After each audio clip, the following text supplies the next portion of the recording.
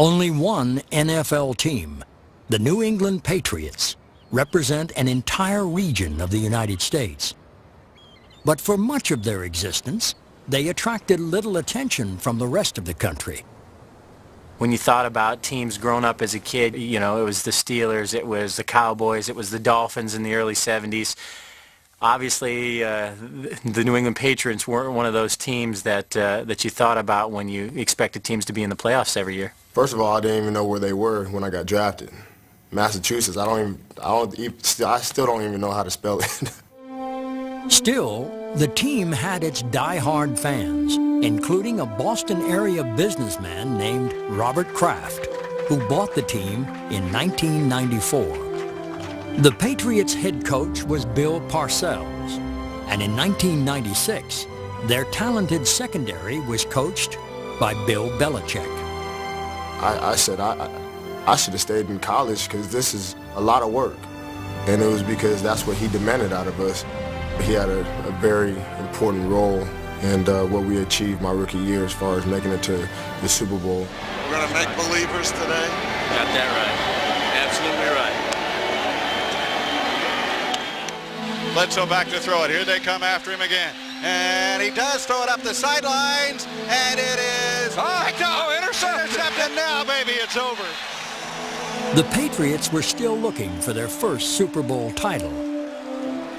4 years later, they were looking for a new head coach when a familiar name resurfaced.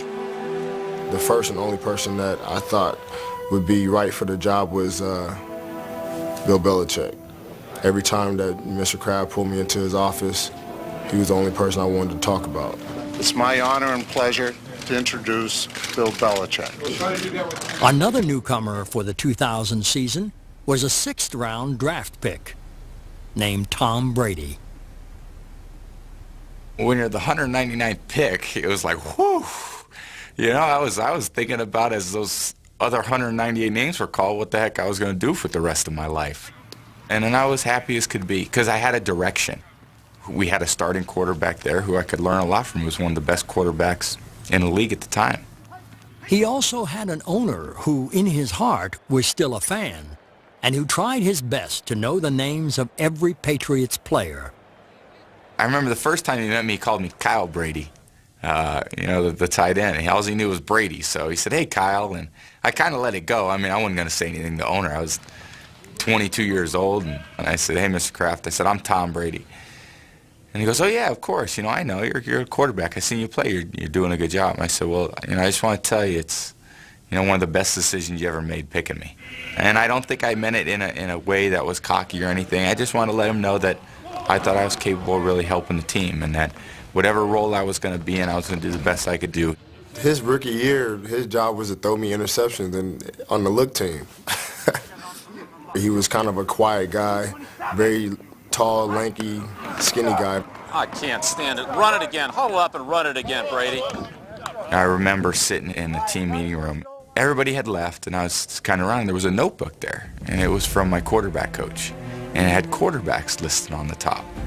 And of course, me being curious, I decided, well, I was going to look at this notebook and see what it said. Well, I opened it up, and it was an evaluation of me. And it says, slow on reads, slow to react, doesn't deliver the ball on time. Everything he needs to do quicker.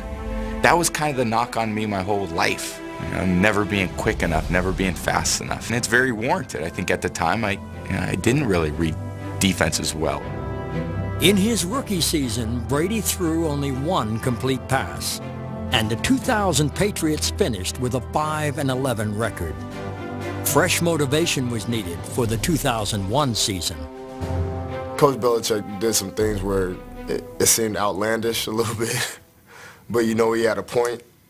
We'll get some camp T-shirts, and every year they have a different slogan on them. I remember that season we had wanted winners, and it basically gave a definition of what a winner is.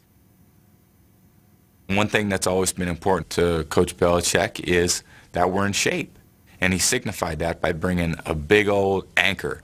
In the meeting he says, "You see that anchor downstairs? Well, that signifies all the dead weight that we've been dragging around for the last year." Brady had shrugged off the weight of a rough rookie season. In the 2001 preseason, I definitely felt that I was gaining confidence. I remember Lawyer Mully coming up to me during training camp, and I remember he was playing in the middle of the field safety, and I dropped back, I looked at Lawyer, I looked him off, I pumped him, and I fired the ball back to the backside, and he came up to me after the drill. He said, "Man, you got a lot better." I think I gave him a pat on the butt, said, "Good job, don't do it again," something like that. By the start of the regular season, Brady had moved up to number 2 on the quarterback depth chart.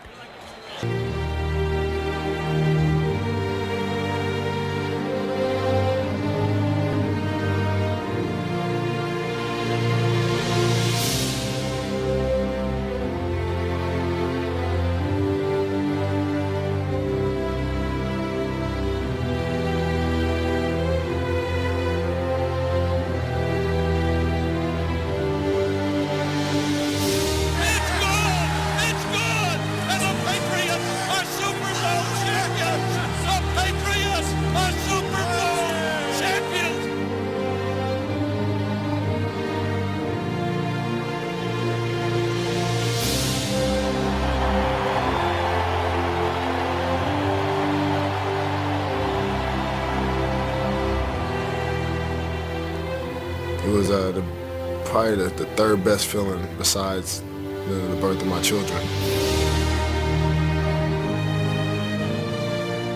I remember I had my sisters down the other end. We are so proud of him! I remember catching their eye because I was facing that way, and I was pointing at them, and I put my hands on my head like, can you believe this is happening? We're all jumping around and celebrating and stuff. Our equipment guy came back over to me and gave me a big hug and said, "I got that ball for you, man." Nice. I was standing on the podium with my arm around Mr. Kraft and said, "You know what? We shocked the world, but we didn't shock ourselves. We knew we could do that all year long." and the meaning in that was, it was these 50 players and 20 coaches that said, "We can do this."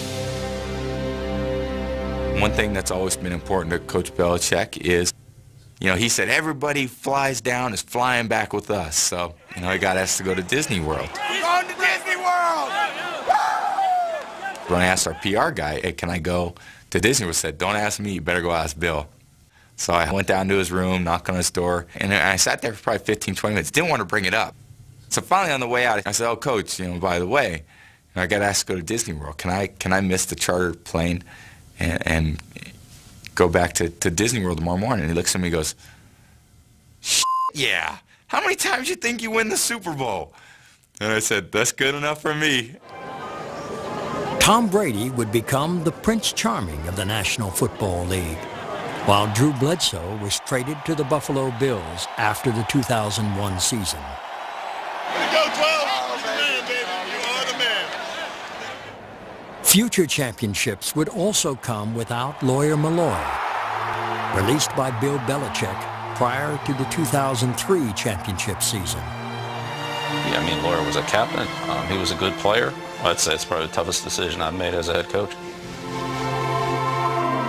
I have a lot of memories from that season and from Coach Belichick.